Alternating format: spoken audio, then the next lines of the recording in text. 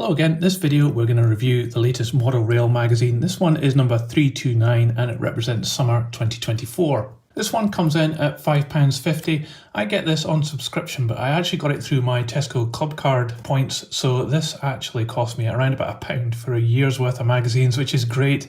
So check that out if you're interested in getting this magazine cheap. The headline here is Raise Your Glasses, and we have some good looking layouts to look at and some reviews, so let's get into it. We start off with George Dent's usual editorial here, and he's talking about how you can get inspiration from model railways. He mentions actually travelling to Aberdeen. I've always said this guy should have a holiday, but I hope he didn't have a holiday in Aberdeen, because that's not much of a holiday to me anyway. And then we open up with this spread here, which is all about George Dent's visit to DRS Kingmore Depot. So the guy's been out and about since the last edition of the magazine, and he's got some great shots here of locomotives being serviced. This is very inspirational if you're into modern image and you want to do something like an engine shed. Now we're on to opening the box, where we see some news about upcoming models.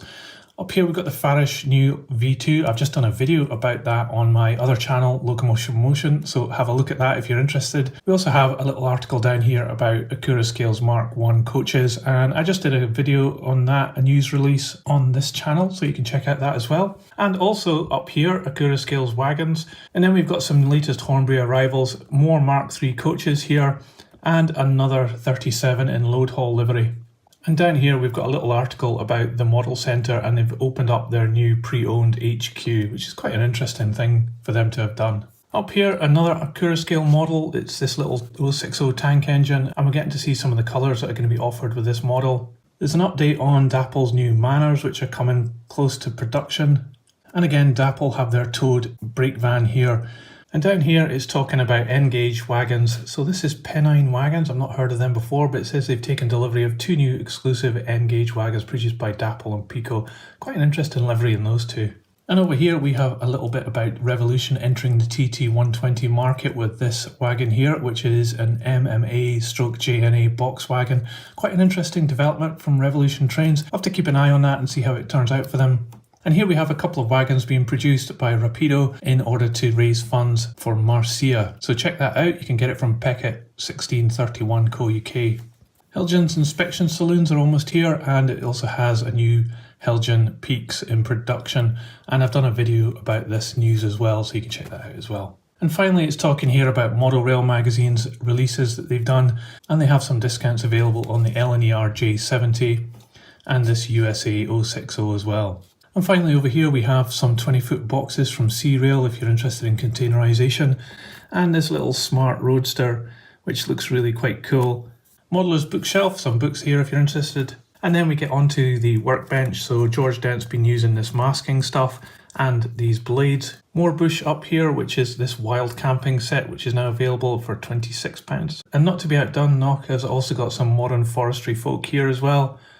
But then Bush finishes it off with another little set of somebody painting a boat here. It's available. These canal locks have been featured before, but they look quite good. And then Pico are helping to support the Festiniog Railway with these additional kits that are available. And finally, this time it's a little bit of a joke. It's talking about that there used to be a railway which helped build Stonehenge, so that's quite funny.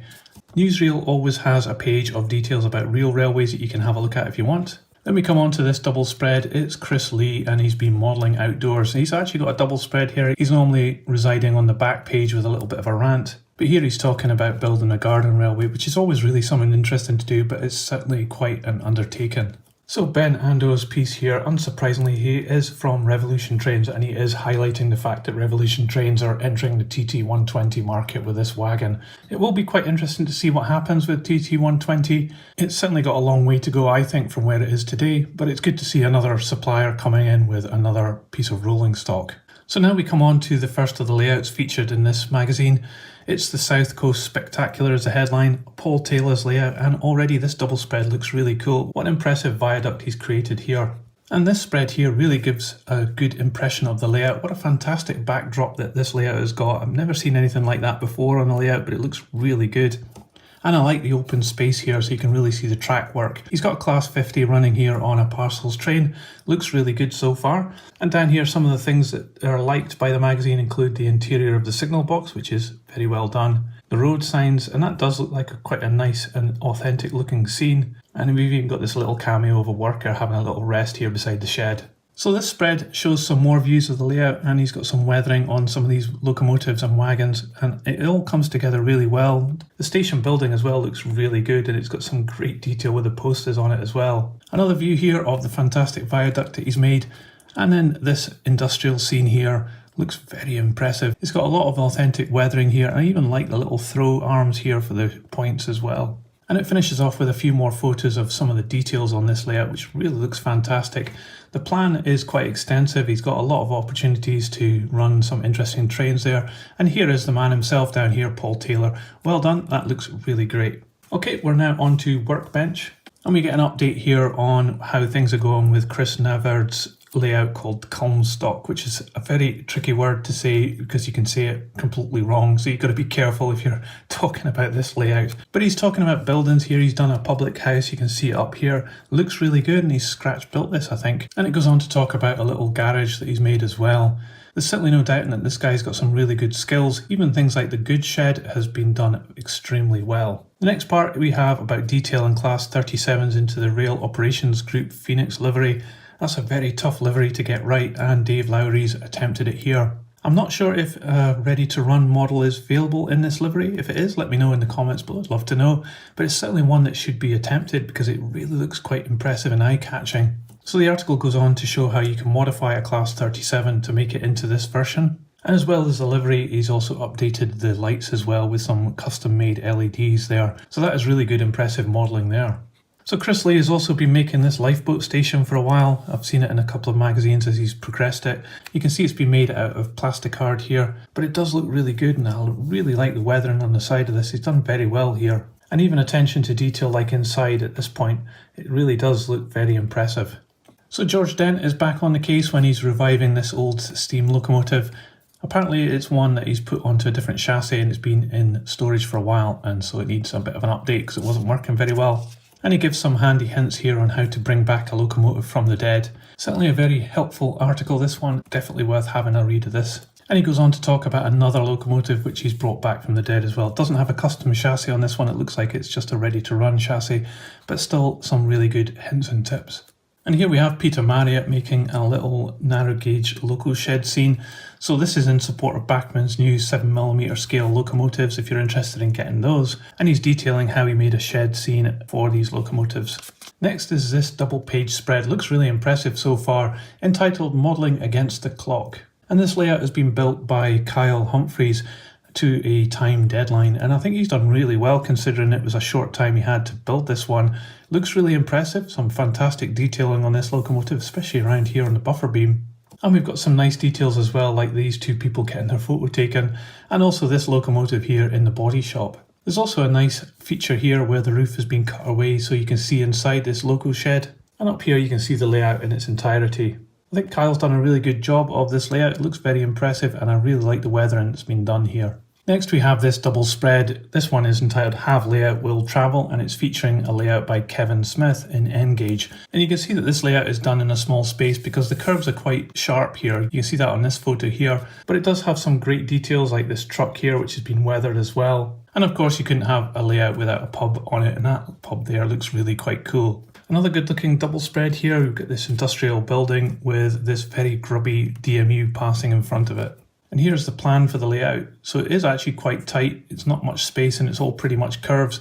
Interesting that he's managed to get a little canal basin in there with a tunnel. That's a nice detail. And here is the man himself, Kevin Smith. I think he's done really well with having this layout in such a small area. It's only 3 foot wide. Now we come on to the review section.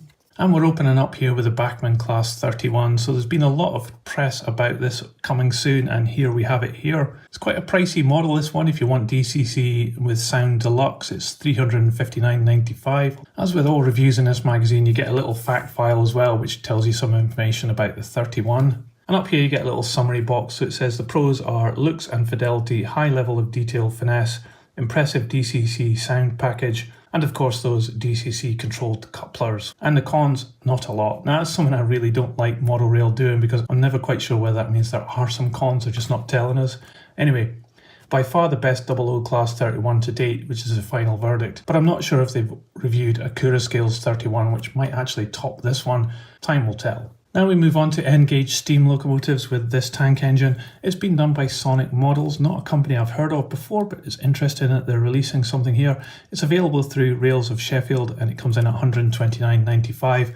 Looks pretty good for an N-gauge locomotive. And of course we have the fact file here about the Great Western Railway Large Prairie 262 tank engine. So the summary box says the pros: looks and overall fidelity, top-notch finish and good-looking wheels. And the cons: limited weight stroke adhesion. And the final verdict is lovely. I guess you could add some weight onto this model if it was causing problems for you, and I would certainly echo that the wheels do look really good, and even the valve gear as well. Very good for an N-gauge model. Next we come on to Dapple's Hawthorne Leslie 040ST. Lots of reviews of these online all seem to be quite positive. These ones come in at $126.36 each and comes in two flavours, obviously the blue and the red. Again, a fact file here with some great photos, and the summary box says looks fantastic, excellent level of detail, top-notch finish, smooth runner and great value. Cons: not a lot. Again, I don't know what that means. Anyway, final verdict is fabulous. And it certainly looks like quite a cool looking locomotive, and because of its size it would be very handy on a lot of different layouts. So Irish Railway models have these pulleyed 12-ton open and flat wagons. These look really great, corrugated steel it looks like, but certainly a very distinctive wagon, these ones. So the pros: looks and fidelity, excellent finish, smooth runners and vital prototypes, and cons: nothing. Final verdict is terrific. These come in at $77.49 for a triple pack. Next, it's Hornby's release of the TT120 LMS Duchess locomotive. These are coming in at $167.99, and it's another locomotive to add to Hornby's TT roster. I'm really not sure about the detail on the front of the buffer beam here. That looks really scrappy, the paintwork there. The summary box says overall looks are good, pleasing level of detail, good performance and fine wheel profile, and the cons: coarse texture of cast metal boiler and paintwork not perfect. Well, I can definitely see that. The final verdict: another compelling reason to give TT120 a try. I actually would say that isn't a compelling reason, because I don't think this looks good at all, and I would be sending this back for replacement if I'd bought this brand new. And on the back page, Chris Lee's smaller little rant page here. He's talking again like what George Dent did at the start of the magazine about having inspiration and where he gets his inspiration from. And that's your Model Rail magazine for summer 2024. Quite an interesting set of layouts here. I think the quality of these layouts in this magazine are really top notch. Some absolutely fantastic modelling having been done there. The reviews were mostly of stuff I've seen already reviewed online, so that's always a problem with magazines that are a little bit behind. But also we saw in here that there were some great tips, especially on resurrecting old locomotives that are being a bit troublesome. So it's an interesting magazine, not too bad a read at all. I think for £5.50 it's quite expensive, but like I said, have a look at your Tesco Club Card points and you can get this a lot cheaper, in which case I think it's very well worth getting. Anyway, that's my review of this magazine. Hope you enjoyed it. If you did, please give this a thumbs up, and I'll see you on the next video. See ya!